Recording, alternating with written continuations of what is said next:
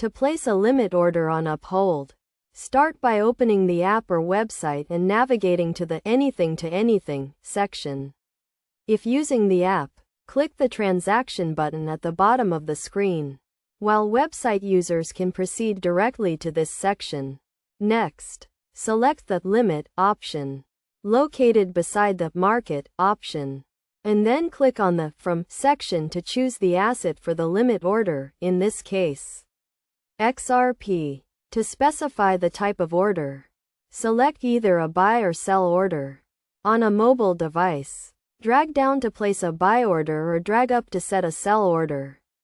On a computer, click the down arrow to buy or the up arrow to sell. Once the asset and order type are selected, set a target price, for example, selling 0.1 XRP at a target price of 0.15. Additionally, choose a duration for the limit order, with the option to set a specific date if desired.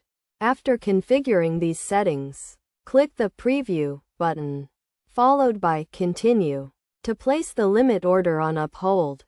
This process allows users to set a specific price at which to buy or sell an asset, providing more control over transactions.